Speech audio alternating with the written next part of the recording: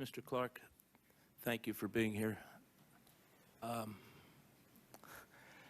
guess I shared John's feelings when I read your interviews with the staff as well, because it gave a perspective of somebody that bridged different administrations and really had a chance to see it.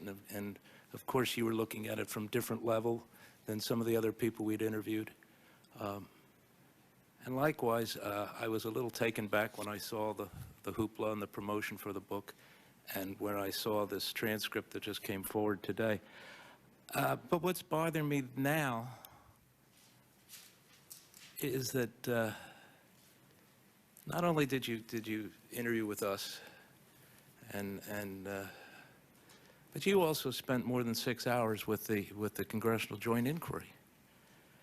And I've read your information, and I mean, that's a very serious body and very serious inquiry.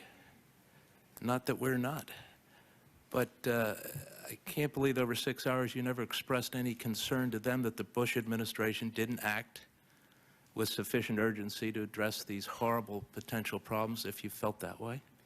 And I mean, did you ever list for the Joint Inquiry any of the measures that you thought should have been taken that weren't?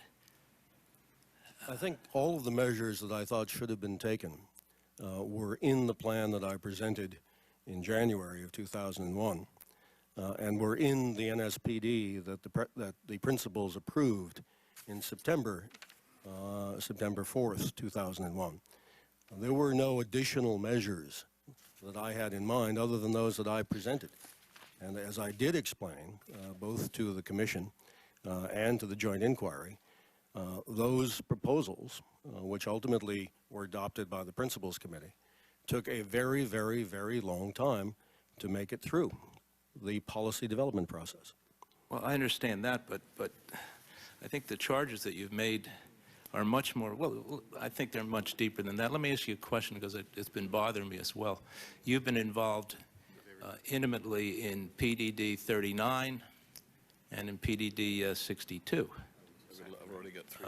The latter certainly is very much implicates your own position. How long did it take for those to be developed and signed? I'm not sure I could recollect that answer. Perhaps the staff could find out. Your general answer about how long does it take PDDs to be signed, I've seen them signed in a day, and I've seen them take 3 years. Well, of course, I mean, we've all seen that, but these were, obviously, 62 was a very important one, but obviously the one that we're talking about that was developed was an extremely important one, and it was one that you put a lot into yourself. Mm-hmm. And it was in the beginning of a new administration. Anyway. Sir, if I may. Yeah. There's also the issue that was raised earlier by another member of the Commission as to whether all of the pending decisions needed to be rolled up into a national security presidential directive, or whether, based on the urgency of the intelligence, some of them couldn't, like arming the Predator to attack and kill bin Laden. Why did that have to wait until the entire policy was developed? Weren't there pieces like that that could have been broken off and decided right away?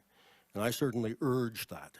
I urged that beginning in February, when I realized that this policy process was going to take forever.